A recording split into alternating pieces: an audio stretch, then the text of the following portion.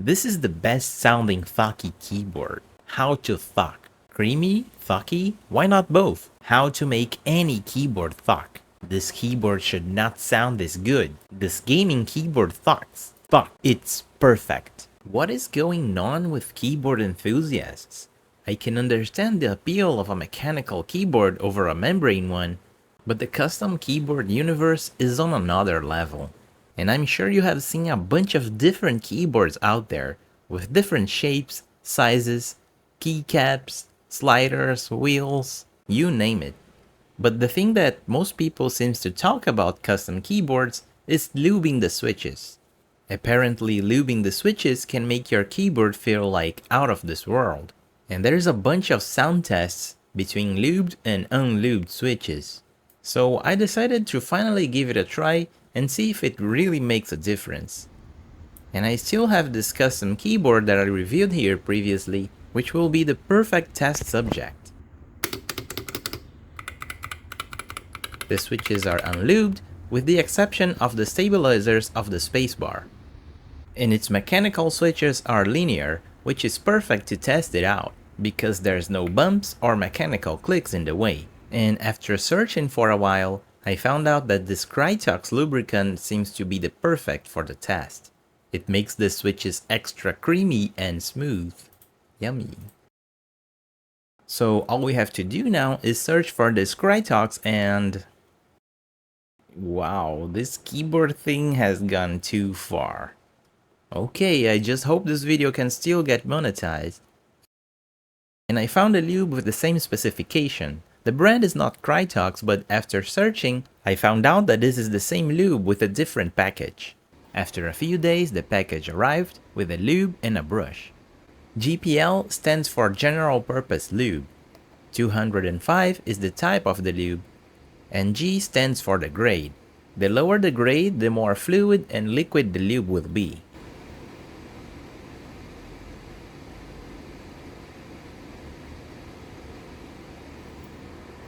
So to start, we'll have to remove the keycap and the switches.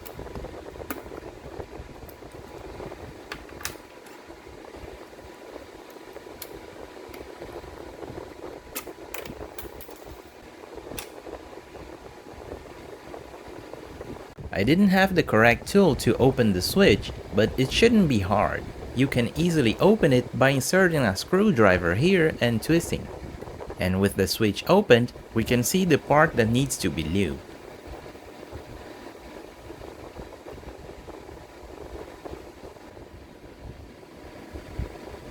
And you don't want to put too much lube. Use just enough that the brush is slightly wet.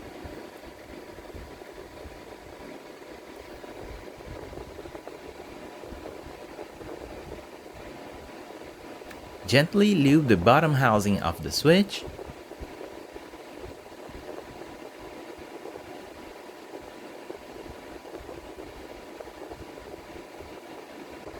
And apply some lube to the stand too.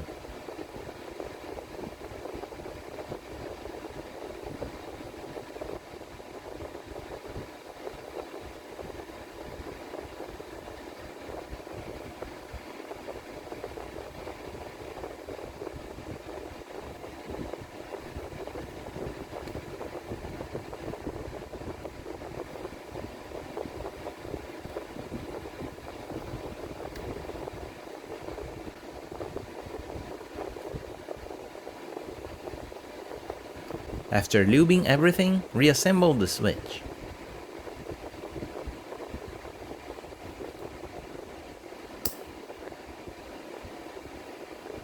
And now we have our first lubed switch. On my initial tests, you can definitely feel that the lubed switch is much more smooth. The unlubed switch will often have a small resistance when pressed gently. It's a very subtle difference, and I believe that most people will not be able to feel it. The keys will sound a bit different too.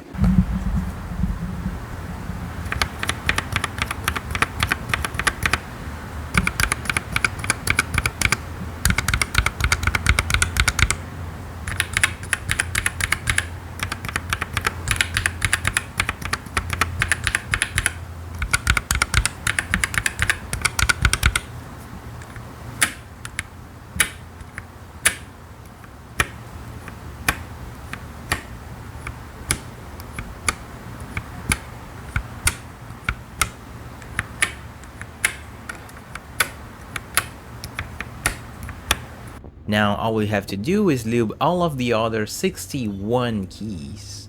One eternity later. Finally, here's another comparison between the lubed and unlubed switches.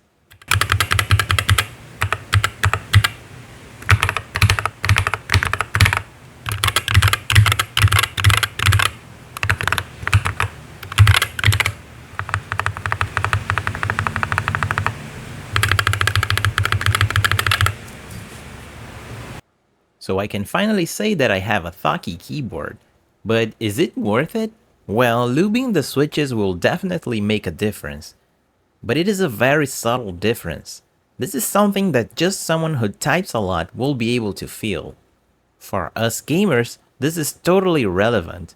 The difference between a linear and a clicky switch will be more important for your games rather than a lubed versus unlubed switch. If you have a keyboard with linear switches and want to try lubing them, keep in mind that you will probably have to repeat the lubing process for each individual switch for 100 times or more, depending on the size of your keyboard. Also, if your keyboard has soldered switches, get ready to work 2 times harder because you'll have to desolder each individual switch, then lube them, and then solder them all over again.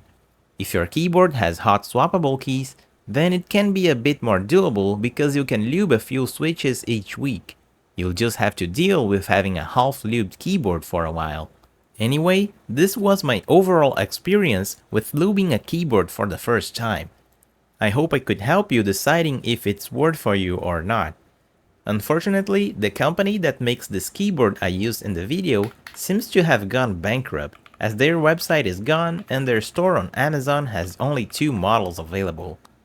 I did find their keyboards for sale in the Spunkstone website, but I don't know if they are an official reseller or something, and their website is quite glitchy.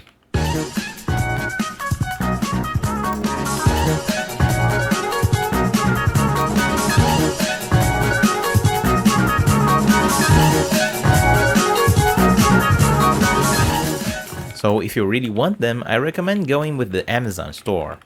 As always, thanks for watching, and I'll see you next time.